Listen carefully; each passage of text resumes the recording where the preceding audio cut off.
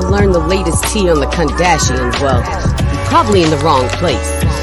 Now, if you want to get some of the rawest opinions and most likely get put on to some of the illest hip-hop in the world by a couple of the dopest people on this planet, well, then you're probably in the right place.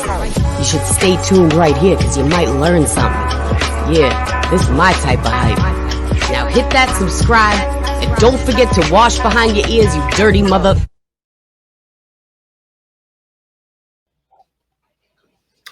Welcome back. I'm not even actually going to say welcome back. I'm going to say welcome because this is brand new. Change the name of the show. It's still me, your boy Slack, my partner in crime, E Major in the building. But man knows hip hop is out the window. We ain't doing that no more. We're now moved on to the My Type of Hype podcast, and we've kept you waiting way much longer than we was anticipating. But we're back. That's the main thing. So good to be back. Good getting back into the pod again. So change your name, change your artwork, other things coming down the pipe. But we wanted to do a little show today to close out the year. My birthday's approaching. You know what I mean? We're doing up the roundups and the celebration. So we thought, why not do a show about the wrap up, how good 2022's been. We've been out the game for about 4 months now. So we thought it's a good time for us to kind of dip our toe back in the water and talk about the projects and albums that we've enjoyed and also the ones that we were disappointed by for the year. So for the intro, welcome back. Thanks for rocking with us, sticking with us, asking us when we was going to be coming back. We're back. We're going to be back in the groove. So as always, like I said, me, your boy Slack, and my partner in crime. How's it feel to be back? E Major. Yeah, man, we're here, man. E Major back in the building. My Type of Hype. Like Slack said, sorry for the delay, man. We kept you waiting, but I can honestly say it was all things that was out of our control. But we're here, we're back, and yeah, man, we're looking forward to just rocking with you again, man, and doing what we love doing and just talking about this beautiful genre of ours, man. So yeah, like Slack said, we're gonna wrap up the year. And just talk about the albums we're feeling and different things, man. So we're not going to keep you too long tonight. We just want to drop some flavor for you. So yeah, man, Slack, you want to kick us off? You want to get the ball rolling? What you saying, man? How's the year been for you? It's been a weird one because I've seen a lot of people saying that it's been a vintage year and this and that. And I'm like, not for me. Like, there might have been some stuff that was okay or good but then I'll never listen to it again. Like I'll spin it once to be like, all right, that was cool, and then not bother with it. And then there's a few that stuck, but I mainly go back to earlier stuff, man. I don't know. I don't know if it's the volume of stuff that's coming out because there's albums that I haven't even checked for as yet still. Because I think the volume is just crazy. Like we've got artists like Snoop dropping like 25 projects in the space of a year. Like definitely. You know what I mean? So I don't know if that kind of adds to the, maybe there's a bit of apathy there. I don't know. But it hasn't been a vintage year for me. There hasn't been enough to make me go, damn, like I need to hear that. I need to spin that album again. There's been a few that I've enjoyed. There's been a few disappointments, if I'm being honest, like stuff that we was really anticipating that just didn't do it for me, man. It's been okay. Like it's been all right, middle of the road for me. Yeah. I'd be intrigued to talk one of the best years ever and try and find out what they're hearing that I'm not, because I haven't missed anything that I should be on, you know, like Benny or Rock Marcy or Kendrick, and you know what I mean? I've listened to all those albums. And yeah, like not many of them made my list, man, if I'm being honest with you. What about you, bro? Overall, man, how you feeling about 2022? Yeah, I'd say it's been a decent year, and the reason I say decent is because there's been some good albums that have dropped, some albums that you know I've wanted to go back to, and I'm still listening to. There's not any, like, even for tonight's episode, sort of going over what's dropped over the year, and in my opinion, there's just been a lot of decent or good albums. I don't think there's been any kind of like substantial standout albums where in the years to come, and I think that's measure it. It's all good to say it's been a good year because of the albums that's dropped. That's cool. But like you said about the whole vintage, when we're looking back on 2022, in 10 years' time, are we going to be saying that was a stellar year for hip hop releases? We probably Not wouldn't. for me. You know what I'm The saying? last one for me, I think, was Yeah. 2018, maybe. That's exactly the year I had in my mind. Definitely. So, do you know what I'm saying? And 2020 was good for me as well, but I don't know if that was because of COVID and because of lockdown. I probably listened to more music that year than I probably had in a long time because I had more time. Do you know what I'm saying? With the lockdown and everything, music was a massive escapism for a lot of us. Do you know what I'm saying? So that will always feel to me like a good year for hip hop. Do you know what I'm saying? But yeah, it's been a decent year. There's been some good albums that we'll mention that I've revisited. But like yourself, a lot of what I go to is the older stuff.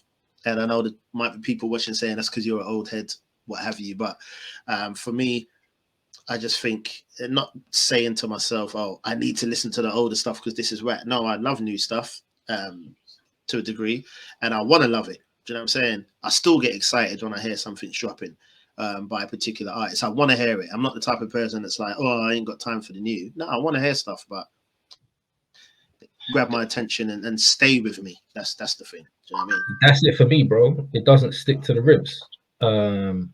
Like I said, it might be good. You might listen to it and go, yeah, that's cool. Like I've listened to a few and I've been like, okay, you know what I mean? But that's it. It's okay. I don't care if I ever hear it again or not. You know what I mean? Like I put it on in the car, put it on in the house because you know you get a different feel each time or whatever. But I mean, the first time I listened to the Nas album was I was in the car. I was on the motorway. And it dropped that morning. I thought, oh yeah, that's the perfect time to listen to it. I listened to it and I was like, all right. I listened to it when I got home and I was like, all right, I like it a little better now, but it's still not 10 out of 10. I listened to it in the headphones or the way to a meeting one time, and again I was like, okay, it's cool, but it doesn't give me that feeling. Like it doesn't give me that. I need to listen to this album. Do you know what I'm saying? And I've tried it in all different settings, but if you have to keep trying to like something, that music ain't for you, man. Maybe you don't. Yeah, exactly. You know what I mean? Like if you go, you meet a fine girl in a nightclub, man, you ain't got to keep going. Is she fine? Like, yeah, you know, it is or it ain't. Simple for me, anyway. That's how I feel about it. So if it doesn't stick, man, I'm not gonna beat myself up to try and like something just because it's 100%. Nas, Redman, whoever. You know what I mean? One of my favorites. If it ain't hitting, it ain't hitting. So it is what it be, man. So go, man. Like I could only get to 5. I ain't even gonna lie to you, man. Like we could sit there and you know what I mean, say we can get to 10, but I'll be reaching after 5 if I'm being honest. I'll be putting stuff in there that I haven't really listened to that much. So go for a top 5 each, and then we can go for our see if we can get to 5 that kind of didn't hit the boxes. Yeah, that's cool, man. Because like you, I did get 10, but a lot of them were kind of like, all right, if I have to make a 10, this is what would make the 10, but they're not like things I was. So yeah, all right, that's cool. Do you start or shall I? Yeah, go for it, bro. What's number 1? Actually, go for number. Have you got them in order, or is it just? No, I was just gonna say they're not in. Not in order. They're just. Yeah, I was gonna say that you can start from 5 and go to 1, but in that case, man, just throw it out there, man. First one. Okay, so I'll do 5. You do your 5, and then I'll go to what else I've got. I'm going to say, like I said, not saying it's my favorite of the year, but one of the standouts for me has got to be Joey Badass 2000. Do you know what I mean? When that dropped for me, I remember it was, I was sitting in my garden and I just had it in my ears, just listening to it. Like everyone was just child, so I was literally outside on my own, just sitting like in the patio listening to it, and it was just like the perfect time of day. Do you know what I'm saying? It was like early in the morning, but it was a nice morning, and I just had it on repeat in my ear. I literally sat out there and I probably listened to it about 3 times over in a row, and I just thought it don't really put a foot wrong. There's a couple songs I'll probably take out, not because they're bad songs, but just because I could do without them. But literally. All the others, I'd probably say minus probably the 3 that I weren't feeling that much, and the names have gone from me now because obviously I don't really listen to them that much. All the others I play, I'm a big fan of. I think it flows well. The production's good. Joey's rapping, man. He's going in. I appreciate what he's doing on that track. Even a West Side Gun track is a repeater for me, man. And most people know I'm not a West Side Gun fan, exactly. But even that track is a repeater for me. So if I was going to look at it and look at what some of my favorite songs are, I'd probably say definitely. Let me pull it up. Actually, that would be easier. Let me see. Yeah, so definitely Make Me Feel. That's probably my favorite of the album.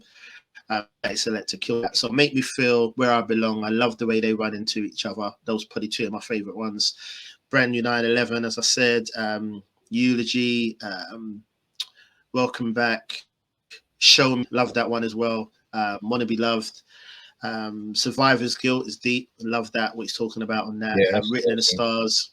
Yeah, definitely, man. So yeah, solid album. I'm a fan of the album. I'm still listening to it. So yeah, he done a good job at that. To go into a second one, it's got to be Freddie Gibbs, Soul Sold Separately. So listen, man, the reason I want to give that album a shout out as well, because I think Freddie Gibbs can rap. There's no doubt about that. Do you know what I mean? But I think the production on that, who he had for the features, I love that Scarface track as well.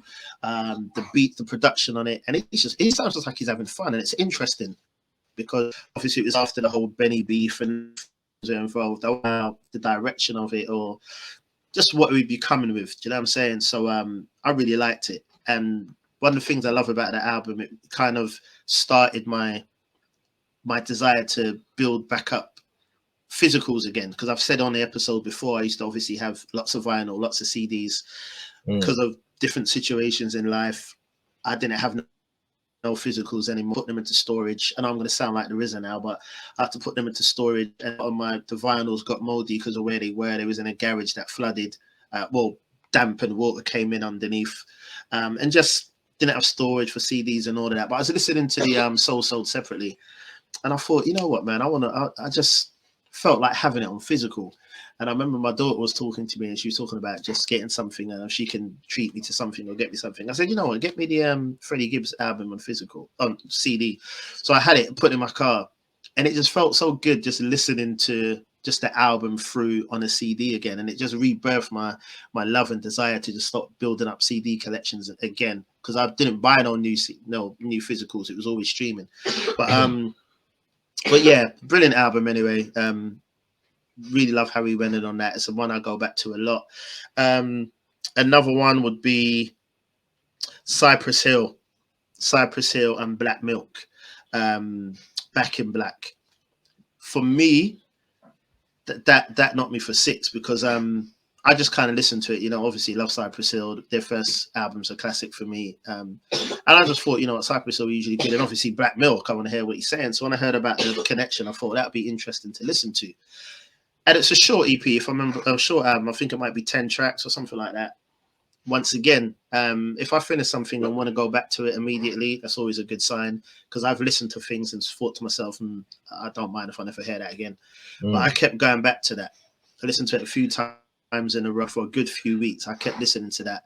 Everyone delivered on that. Production, bars, the songs. I thought that was a really good project. So that would be a standout one for me this year as well. Cypress Hill and Black Milk. So if you haven't heard that, definitely check it out. I want to go with Rome Streets as well. Kiss the Ring. I was interested to hear that. I'm not the biggest Rome Streets fan, and when I say that, I mean I know a lot of people are on him hard, and I think he's a good MC, but I think there's times when he can miss, but when he hits, he really hits. Do you know what I mean? I think there's no doubt. I said it when we done the Ransom and Rome Streets album review. One of the best spitters in the game right now. There's no doubt about that. But for me, something was missing with that Rome and Ransom project. But I didn't feel like that with Kiss the Ring. I just felt like it delivered. It had replay value for me. And I did keep going back to it a few times. And I thought that was a really good project, and he delivered. And yeah, I enjoyed that a lot. What's that? Is that 3 or 4? 4. That's 4. I have got a few here, but I'm going to say... I am going to say the Nas, you know. I'm gonna. I think King's Disease 3 is very good. I think it's very good. Magic for me is the best thing Nas has done since Life is Good. Yeah, Magic for me is brilliant. It doesn't put a foot wrong. So I was excited to hear King's Disease 3 because I love the Magic so much. Whereas I wasn't that excited to hear Magic because I weren't that hyped about the other two King's Diseases, if I'm honest. But Magic was brilliant. And obviously I thought King's Disease 3 was really good as well. And I enjoyed that. Another repeater for me. Nas is in a zone. There's no doubt about it. I think him and Hit Boy are in a zone where he feels... I don't feel like Nas is an effortless rapper for me. And I know that's going to get a lot of blowback. But there's times when I feel like Nas sounds like he's struggling. Like he's trying to be the Nas that we all love. Really? Yeah, I don't get definitely. that at all. No, not on this. I'm saying there's been times like on projects that he's dropped. Yeah, not on this. That's what I'm saying. That's what I like. No, it doesn't feel like he's tried at all. Like, exactly. That's what I love about it. Yeah, no. Yeah. A lot of past projects, it feels like he's trying to be that Nas. Do you know what I mean? But I felt like King's Disease 3 and Magic. But King's Disease felt like comfortable, man. He's in the zone and he's almost like showing people, man, this is what I'm doing. This is what I do in my sleep. Do you know what I mean? If you think about it, though, there's a reason for that. The big reason for that would be the fact that he's independent now and he's dropping this stuff on his own label. Mm-hmm. Before, he would have been under pressure to be like, you're Nas, you need to sound like this, you need to do this record, you need to do songs like this, you need to have these features, you need to have these producers, you need to go back to Illmatic. But now he can just be like, I ain't got no one telling me shit. I can make whatever I want. Exactly. So I think that's where he's at with it right now. Yeah. I agree, man. And obviously there's something about Hit Boy that he really likes. Hit Boy is not really a standout producer for me. There's no doubt about that. He's not someone I'd make a beeline to go to. But they have good chemistry. There's no doubt. The projects that I've seen Hit Boy do with other artists that I like, they've not been that great for me. Do you know what I'm saying? I've not really gone back to him and Benny. I weren't feeling. Do you know what I'm saying? But yeah, I'm feeling that KD3. He delivered on that. And I want to mention Vinny Paz as well. Once again, I think on our wrap up last year, I mentioned his album as well. But I want to mention it again, this time, Tortured in the Name of God's Unconditional Love, man. His titles are something else, even his song titles. But I think I said it, I tweeted it one day, and I said he always sort of flies beneath the radar. He's not someone you really think about much. But when you really look at Vinny Paz, I think he always drops heat, man. He drops lengthy albums. But I think there's always going to be like a majority of those albums, majority of the album, it bangs. You know what I mean? There's songs on there that I want to hear again and I enjoy. So I think, yeah, he drops heat. I think he's a consistent MC. He's smart with his features, smart with the production. And yeah, it was a good album. I enjoyed that as well. So they're the ones I'd throw out. That are probably the ones. But I've got some other ones that were surprisingly good for me. But I'll chat them out after. So yeah, hit me. What's yours? All right. First, some commentary on your picks, I guess. Yeah, I mean, I don't think there could be much deviation. I think maybe the Cypress Hill might have been a curveball. Add your number 6 choice, your 6 out of 5. Mr. Honorable mention. Yeah. Because I haven't really checked for that. Again, his albums are just too long. I look at the amount of songs and I'm like, I don't want to sit through that. So it just immediately it puts me off even playing it. To be honest with you, man, I'm not a fan of his like that. For me to sit through that amount of stuff, like Jedi Mind Tricks and all that, I never really got into all that kind of shit. If I'm being honest with you, so I'll get to it maybe on your recommendation. I'll get to it. The Nas, cool. Like I said, I played it in various settings and all that kind of stuff, and it's good. Like I'll say, it's good. It's not life changing. It's not brilliant to me, but it's good. It's cool. If it comes on, I won't reach for the skip button. You know what I mean? But I'm not going to reach for the rewind button either. You know what I mean? One of them ones. Joey's on my list also because I think that's a playthrough album. It's literally, you know what I mean, go top to bottom. Like you said, there's a couple of skips on there, but overall, I'd say, yeah, it was a good album. And who else did you have? Nas, Joey, Vinny Paz, Cypress Hill. Yeah. And Freddie Gibbs. Freddie's also on my list, which for reasons I'll go into. So yeah, I guess I'll kick off with mine. So my, in no particular order, because I know people complain if you've got someone over someone, but I don't do that. It's just I have 5 that I enjoy, no particular order. Probably my most played album or among my most played albums of the year will be the rapper Big Pooh album, To Dream in Color. Yeah, that album is a standout for me because not only is the production very reminiscent of what they were doing on the Little Brother album, Made the Lord Watch, like that kind of soulful, kind of just organic live instrumentation, nice production. Pooh's improved, like his storytelling is definitely improved a lot. His confidence, you could tell, like he's a lot more confident on the mic now. Just the features, although most of the features are kind of more singers than rappers, but they complement the songs really well. I was gonna say, yeah, it suited the tone of the album, innit? Yeah, like a lot of the songs were him telling stories about things that's happened to him, or like the story about New York, or the story about what happened with him, Fonte and Ninth when they was getting back together. Like he's told like a lot of really good stuff, and it gives me the replay value. Like that was dope. Like, I'll go back. So for me, the ones that I will pick to say like they're my favorites, they're the ones that I would say, yeah, I want to rewind and play that again, or I ain't listened to that in a week, I'll go back to it. So I'll go back to that one a lot, man. So I highly recommend, if you haven't heard that album, definitely give that one a spin. My next one, I'll say Freddie Gibbs because you've already said Freddie Gibbs, but I like that album because although we were talking about, you know, albums that's got like close to 20 songs or whatever, I like that album because although it's not a short album, a lot of the songs are kind of short enough to keep my attention. And then the way that it goes into the next song, like you got the little hotel interlude, into the next song or whatever. And the way that he's got a load of different producers on one album, but the sound is very cohesive. And the thing that killed me the most about the album is the songs he dropped, like Black Illuminati with Jadakiss, Gang Signs with Schoolboy Q, and a couple of other kind of Lucy songs. I was like, why didn't they make the album? Like Black Illuminati is incredible. Gang Signs is fire. Like why didn't they make the album? But he brought out the deluxe and then they were on there. But I thought like they could have replaced a couple songs, like the song he's got with Moneybagg Yo and the song he's got with that Migos guy.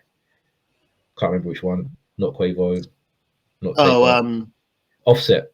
Yeah. Song he's got with Offset, man. I didn't like that shit. I didn't like the one with Moneybagg. Like the obvious radio reaches. You know what I mean? Like I'm gonna get a feature with him. I'm gonna get a feature with him. I don't know why Rick Ross is on there. I don't understand why he's on there. Like that song was fired without his verse. I don't get it. He's got 2 songs with I don't know what the appeal is. Right now. I don't get it. He was on Alfredo as well. And again, you need a dictionary to write your raps, bro. What are you talking about? Like the song is called like Scotty Beam. Like I don't know. So he's on there twice. Don't know why. But apart from those little missteps, because I just took those songs off anyway, I was like, So I think I took 3. No, in the deluxe version, I took 4 because I took the other one with Rick Ross, and the Hit Boy produced song I didn't like either on the deluxe. But on the original album, I removed 3 songs, which was Moneybagg, Offset, and another song I didn't like. I can't remember which one it was. But the other songs, hard, top to bottom. Definitely, you're rapping, man. Moving 3 songs off a 15-song album or whatever, then I think you've done a good job. So that was it there. Joe Badass. Joey will make my list as well for the reasons that you said. You know what I mean? Top to bottom. I think it's a good album, well produced, good raps, good replay value. What more can you ask for? I think I'll have to put in what's their name? Coast Contra. Good shout. So them dudes were killing freestyles like all year. And then it was one of them, and it's like, okay, you can freestyle, but can you make songs? And yes, they can make songs, and they did a really good job with the album. Again, very minimal skips. I don't think I skip anything on there, to be honest with you. Yeah, the majority of it is really good. So that one will definitely make the cut. And then for my last one, I'll say Fife Forever, because Forever, yeah. That album, it was bittersweet, because it was sweet because you could tell that they put a lot of time, effort, care, attention into that album, because I think it's something Fife would have been proud of. Like, you can listen to it and be like, I can hear him making these songs. You know what I mean? But 100%. a lot of other times, man, when they bring out these posthumous albums, and you're like, Tupac would never have done an album with Eminem, like, ever. Or, you know what I mean? Who was it? Biggie and had Nelly on a song or whatever. Like, oh, yeah. On the, like, you're putting them with people that they wouldn't be doing songs with, like, if they was here. So, but with this one, I think every song Fife would have been proud of. You know what I mean? I could hear it and think, definitely a good project. I could hear Fife on this. I could hear Fife on this. Or I know Fife would make a song with Busta. I know he'd make a song with Dilla. I know he'd make a song with Tip. So it doesn't feel like people are just being put on there to sell records. It feels like this is the album that he would have actually made if he was here. Do you know what I mean? And I think because the quality of it was high also, that just made it even more special. Like, whoever was behind it, produced it, they gave a shit about Fife. You know what I mean? And they wanted to end his career properly, and I think that did a great job, man. It was quite emotional, isn't it? To be honest, when I was listening. Yeah, man, it was. Like, listening to it, I was like, damn, like, yeah, and that's how hip hop should make you feel. Like, when I talk about the feeling of music, that's what I'm talking about. Like, when I was listening to that, I was feeling it. Like, damn, like, you could hear his emotions, the other people's emotions when they're rapping and stuff on them songs, man. So. But a lot of these other song albums and stuff, they don't give me that feeling. They don't give me the feeling that they give a shit about what they're saying, or they give a shit about the album. They just putting songs together and throwing it out. You know what I mean? So 100%. Those would be my favorite 5, I would say. Okay. So I know you said you was kind of only had 5. So brief question to you then: as I've got a couple in mind, what were, they might not have been like amongst your favorites, but what were surprisingly enjoyable for you? Like, did you check any albums out just for checking it out, say, and then you actually kind of enjoyed it and maybe stuck with it for a little while? Have you got any like that? That's a good question. The Ransom album I really liked. Was it No Hope, No Glory, something like that? Yeah. No West for the Wicked, is it? Something like that. Yeah. That's terrible. I can't remember the title, but you know what I'm talking about. I know the one. Yeah, I can see it now. The album's good. It's nice to hear Ransom over drums and not just them Nicholas Craven snooze fest sometimes that he raps over. 100.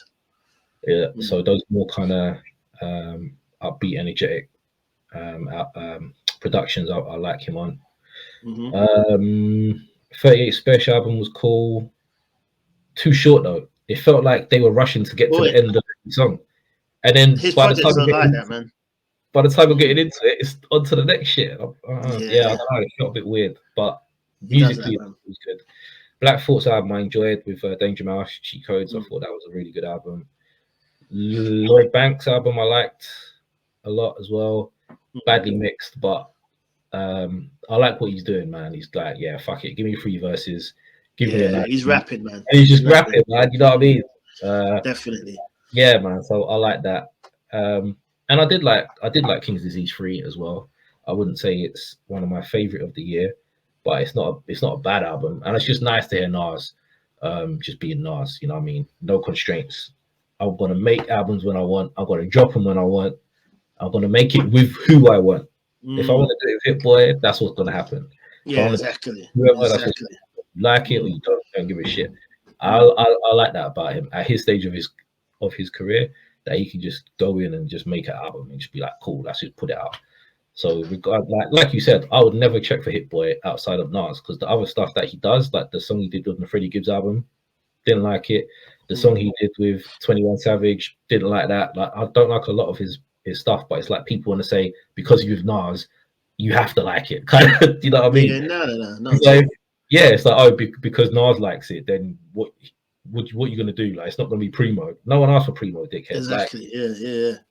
I'm saying, like, if it's not something I like, I don't like his beats. That's just what it is. Some I like, some I don't. Simple. But yeah, it doesn't talk. His beats don't talk to me. They don't give me the feeling like what we was just talking about. I put on a Dilla beat. That shit, I'm feeling. I'm feeling every drum, every melody, every sample, just the way he put it together. Hit Boy, to me, it just sounds like he's gone in the studio, gone on a laptop, but it doesn't feel. I don't get a feeling from his music. Simple as that. Exactly. So that's what it is, man. Yeah, I mean, people are shallow, man. Sometimes where they think that I don't care what names attack. I really don't care who produces it. If it drops and it's dope and it's nice and it's good and it's heavy, I really don't. It could be a producer I don't like, but if I like that, I like that. Even there's artists I don't like, but they're still gonna have the ability to drop something I enjoy. Do you know what I'm saying? It's not, we're not so close-minded that it's because it's you, I don't like it. Do you know what I mean? Exactly. It's insanity. Like you said right at the top, bro. You said, look, there's a West Side Gun joint. I don't mess with him, but guess what? I like this song. I love that. I don't mess with AZ, but I was listening to the format earlier. The songs that he's done with Primo are hard, and I was like, he could actually do a really good like album with Primo. Like, and I don't check for AZ. Like, if he's doing an album with Primo, I'll check for it because their track record is good.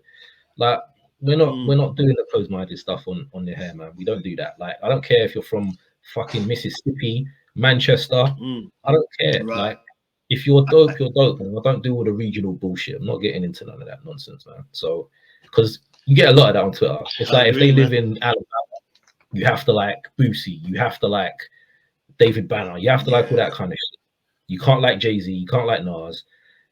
Nah, we're not doing that, man. You're from the West Coast and you're dope, I'll fuck with it. You're from the East Coast, you're from the South, you're from London, I don't care. If it's dope, it's dope. If it's not, it's not. Simple as that. That's what you're gonna get here. Don't get all that bullshit here.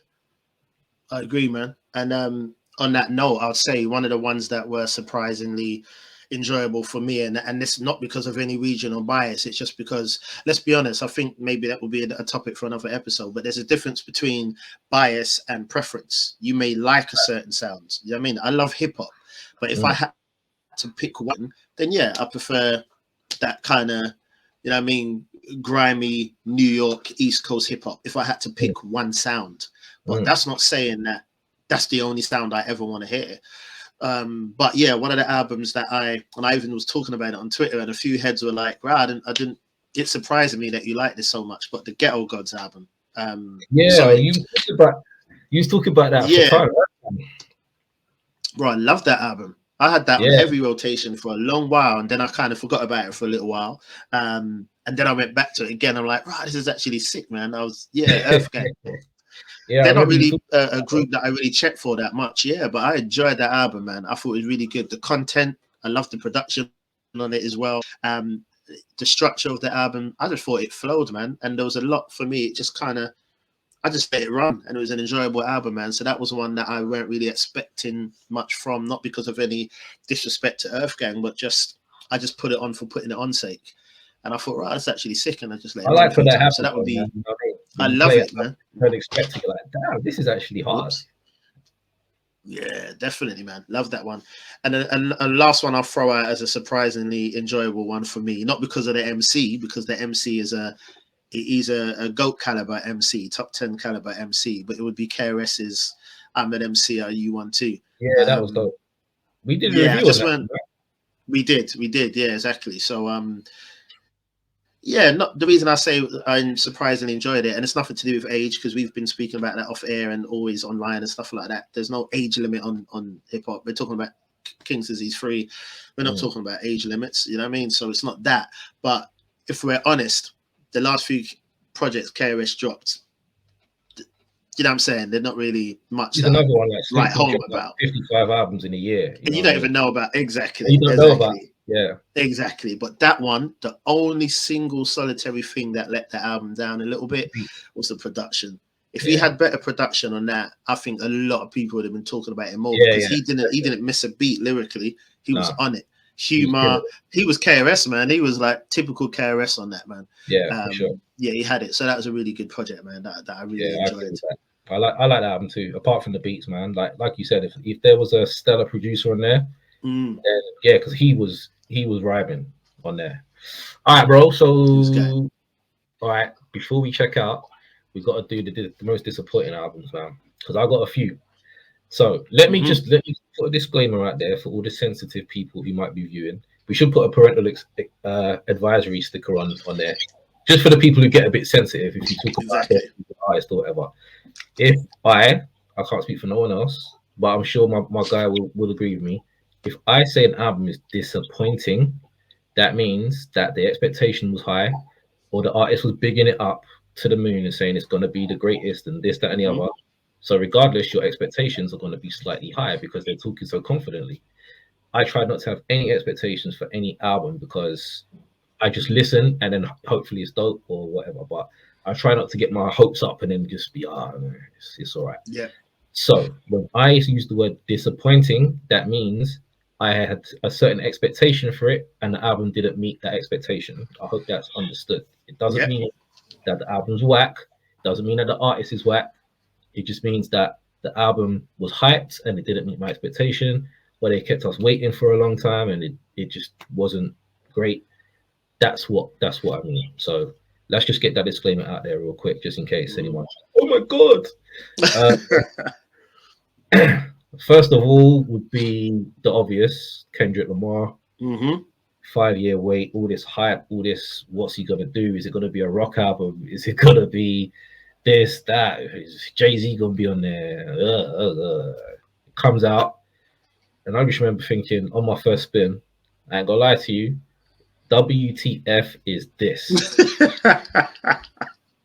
Yeah, I did. I was just, what did I just listen to? It was like you had the argument, you had him talking about his transsexual uncle or whatever, you had just some of you had what's his name on there, that Kodak Black, like some random, I couldn't even understand a lot of the shit he was saying. Like there was just, you had Ghostface on there as like a hidden feature with some, it was just very disjointed is the word I could use for it. It just felt all over the place. I didn't understand what was coming next, and it just didn't flow. It didn't flow well as an album at all. Yeah. I mean, production wasn't great. Like he doesn't tend to step outside of his in-house producer. I think it's Soundwave and a couple of others. But yeah, man, it's just very disappointing. Just after that long a wait as well, I thought it was going to come with something special, man. But it just didn't resonate with me at all. I think we reviewed that as well. And it was just we did. Yeah. I got to throw the game in there. I have to throw him in there because he was talking the biggest game, bro. Like, no pun intended, but he was talking the biggest game out here. This is gonna be my best album. Hit Boy's producing. It's gonna be 35 million songs. This, that, and the other, bro. And where were you going with that Eminem shit, man? Get your tongue out of that man's back. That is ridiculous. Like, that's got to be one of the most reaches of a diss that I've ever experienced. That just a cry for attention, man. I feel his whole career is a cry for attention. Yeah, right. for real. Exactly. Was not feeling that at all. I was disappointed as well with the Rock Marcy and Alchemist album. I know you don't check for Marcy, but Marcy's one of my favorite MCs of the last easily like 10, 12 years or whatever. I checked for him way back when he was in UN. I checked for him when he was in Flipmode. So I've always had a level of respect for him. And for him to be doing an album with Alchemist after Alchemist and Freddie Gibbs had put out such a dope album, I thought, oh yeah, this is going to be crazy. Like people have been clamoring for that collaboration for a long time.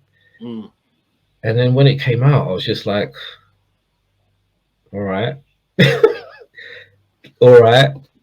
Like the first half of it, I could literally do without. It gets better in the second half, but again, there's nothing I'm gonna play.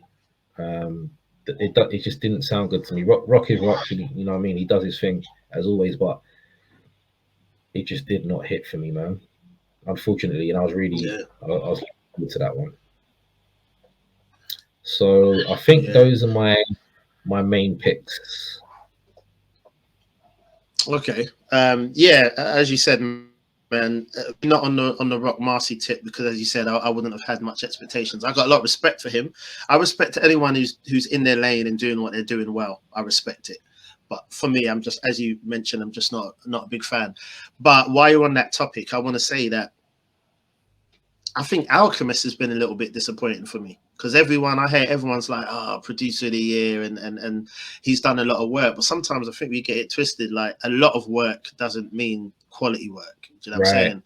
And I feel like Alchemist's name is stamped on everything. Like, every other album that drops is Alchemist produced, but he's never really done anything that's moved me this year, if I'm honest with you. Do you know what I'm saying? So and everyone, he's top 10 producer, I think, the caliber. But just yeah. But you can take the leave in it. That's one of them. It's like that's production. Yeah, for real. But I think the thing, like you touched on it, where if someone has an established name and they put out a lot of content, like regular, they immediately get elevated to like one of the best. But that's not how it goes, man. Like with Boldy James, like for some reason he's been elevated to like one of the greatest rappers, and I'm like, what are you listening to? Because I could literally fall asleep. Sorry, I can't do it.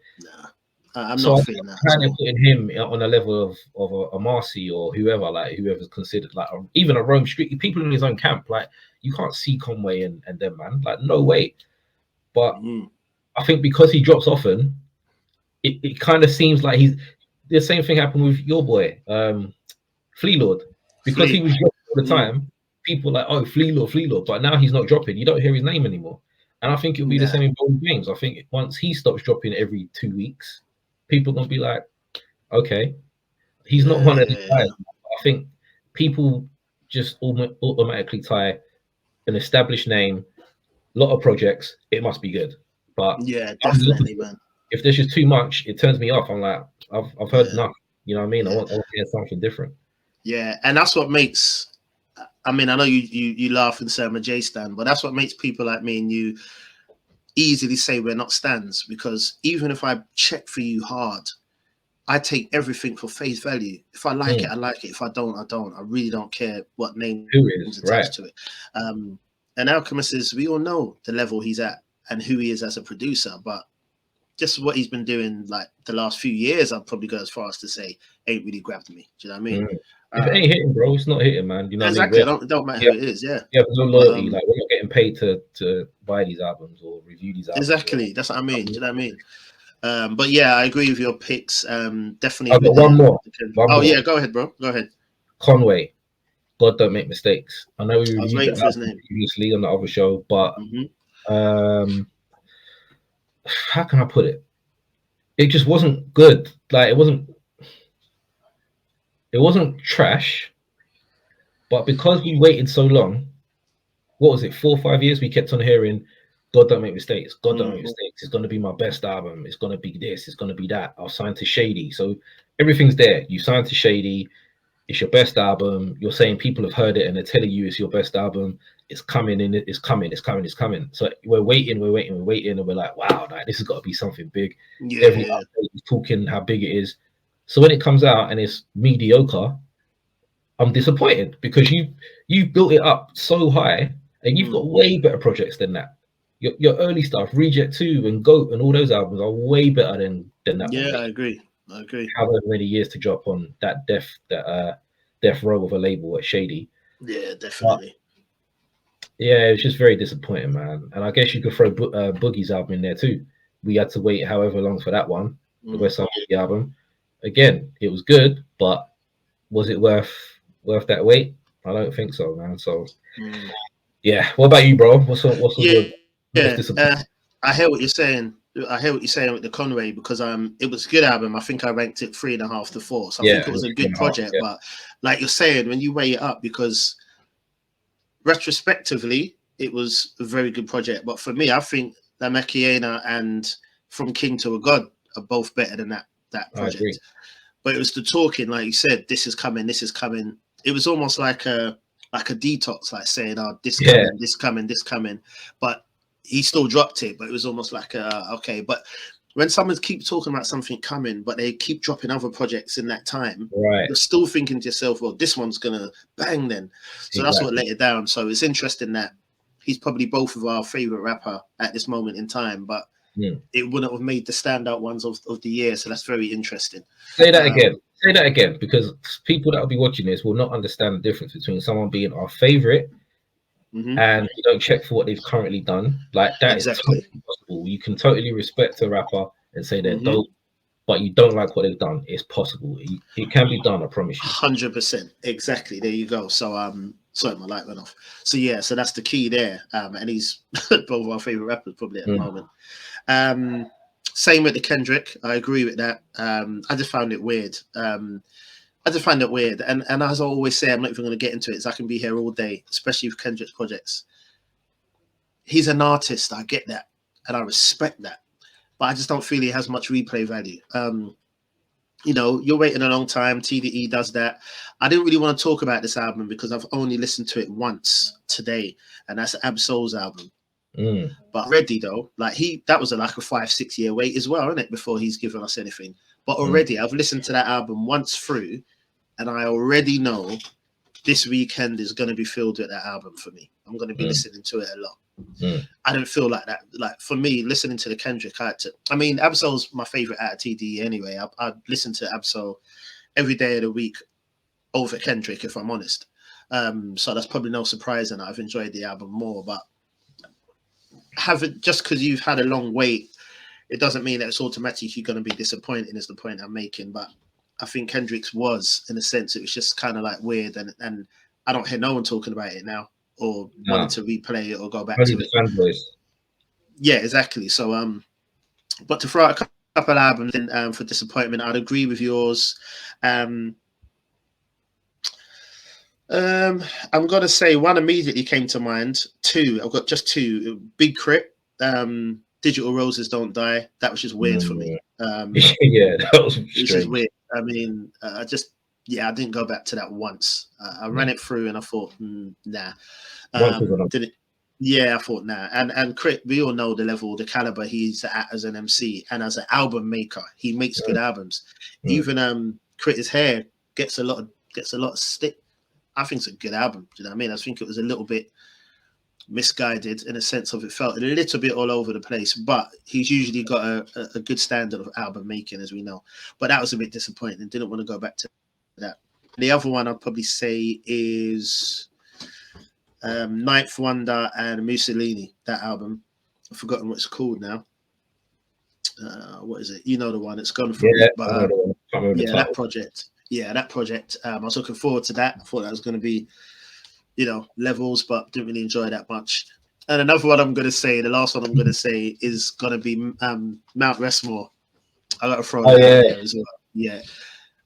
As we all know, Too Short, Snoop, Ice Cube, E40. I know you're not an E40 fan, but absolutely. All four, we know that, and I know you, bro. We talk hip hop all the time. I know you don't need to like someone to recognize, their state of her. But I think we can all safely agree that they are all four legends, and you don't even have to like someone to say, they are four legends in hip hop. Do you know what I mean? They're respected. I respect E40 up and down. I just can't 100%. Listen to his music. Simple. Yeah. I like in a major way. I like the album, and I like the originality of his flow and the fact that when you hear him, you know it's him. It sounds comical, but he does it well. Like it's probably the same like Cam. Like I love Cameron. I know you're not a Cameron fan like that, but they don't rap nothing like each other. But they've both got a style that's easy to take the piss out of, innit?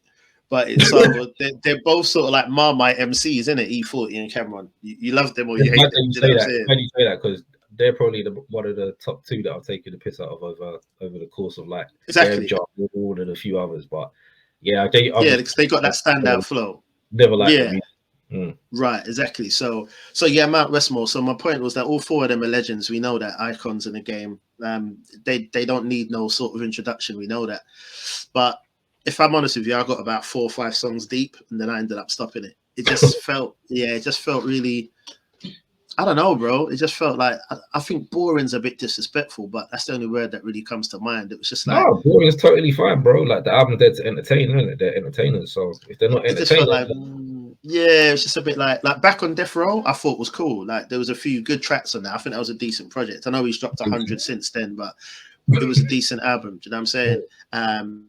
I think if Cube dropped something tomorrow on his own, it would still be decent. Same for Too Short and E40 probably. But I think Mount Westmore should have been like, they were making a statement. They are the West, innit? They should have just done a little EP, bro. Like a little 4 or 5 track. Just bangers. Like every one of them just a banger. Yeah. No just make a statement and that's it. Do you know what I mean? But I ain't trying to hear a 16, 17 track album from them in 2022. Respect if for it them. was Mount Westmore, and if it was really Mount Westmore, they would have had Dr. Dre producing that album. Yeah.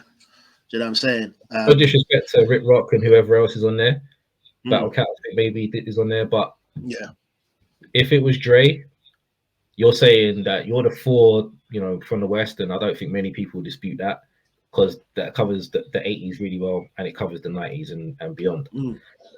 But you had to have Dre there, man. Dre had to have, and I think he was due to be on there, but Dre being Dre, like, then yeah. But I think if he produced it, I think there'll be definitely more hype around it. And I just think they just made people wait too long because they were talking about this for like a year, and it's only just dropped. Yeah. I just weren't interested in it. Do you know what I mean? And I say that respectfully because we know who they are. Do you know what I'm saying? But like, give me that 20 years ago, I'd have left it up. Yeah, for sure. I mean? But yeah, I ain't really trying to hear that now. I think they was making a statement, and they could have made that statement with a song or a few songs and it be an EP. But yeah, I don't know. Maybe Die Hard lapped that up. Do you know what I mean? But I weren't really feeling it, to be honest. So I'll probably put that in the category. Yeah. Last thing then, just before we wrap up, because we haven't even mentioned him, I don't think, which is interesting.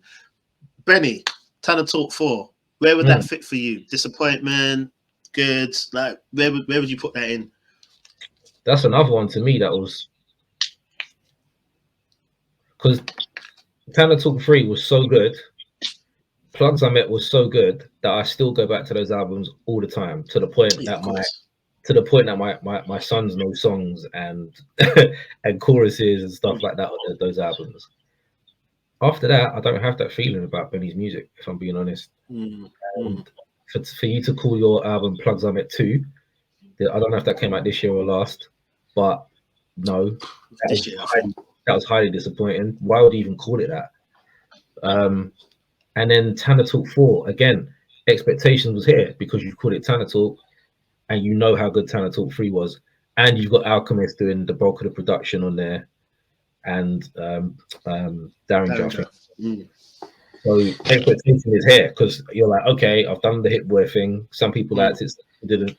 But Tana Talk is my bread and butter.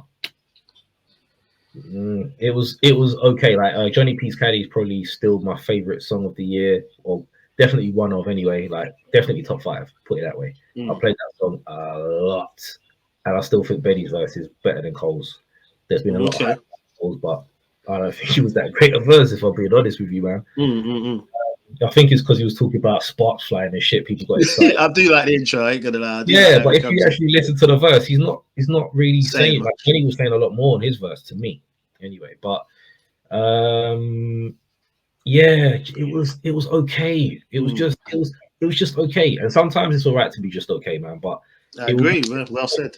But it'll be disappointing to me because the expectation was so high. So that's why I put it in the disappointing category because it's Tana Talk 4. You know what Tana Talk 3 meant to the culture. So for you to follow it up, it had to be up here. And if it's not up here, don't bring it out. Just put them songs on a mixtape or something. So yeah, I would say it was disappointing to me. Yeah, and it's very interesting. I like that we've done this because those albums dropped on the first half of the year, maybe. So we done our review there, and I remember, I'm sure we gave both Tana Talk 4 and God Don't Make Mistakes. It would have been probably 3.5 to 4 on rating. Yeah. Which, if you like you said, if you drop an album now that's 3.5 to 4, I think you've done well. Do you know what I'm saying? But looking back on it at the end of the year, with other things that come out, shows you that, yeah, for that moment in time and listening to it, it's cool to give it a ranking. It's cool to listen and give your opinion on it. But what really matters with projects, with albums, what really matters is longevity. Yeah, that's what matters. Do you know what I'm saying? That's all that matters. Are you going to be going back? That's why when we come back to the whole classic talk, the classic discussion, people labeling albums classics 2 seconds after they've heard it. Yeah, impossible. Because you never mention the album again. How can it be a classic? Or it comes to the end of the year, you've totally forgotten it even existed. Yeah. If it's a classic, you're not forgetting. that you live with that music if it's a classic. So, but 100%, yeah, man. Maybe we review that again at some point in time down the road. Definitely, man. Yeah, 100%, man. But yeah, man. All right, 2022. Yeah, man. So we left you guys hanging for what, 4 months or something like that. That's crazy, man. Yeah. So we ain't gonna do that again. But Christmas is up around the corner. We're gonna be eating, we're gonna be drinking, we're gonna be chilling, we're gonna be jamming. So we might record something by the end of the year. We might not.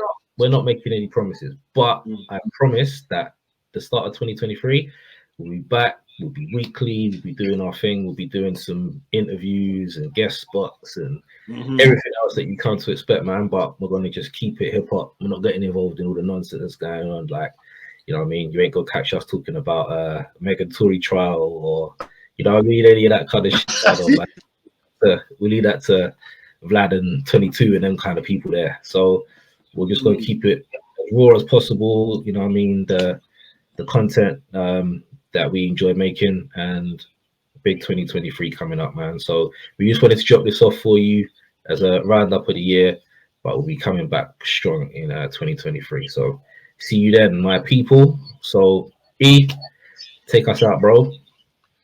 Yes, man. It's actually been good sitting in this chair again, man. Like you said, it's been a few months, so it's good. And we're going to be hitting you in the new year. So if we don't see you again before the year's out, have a good Christmas if you celebrate it. Happy 2023 and all that good stuff, man. And we'll be back with you. Slack, E Major, My Type of Hype. Peace. Peace, guys.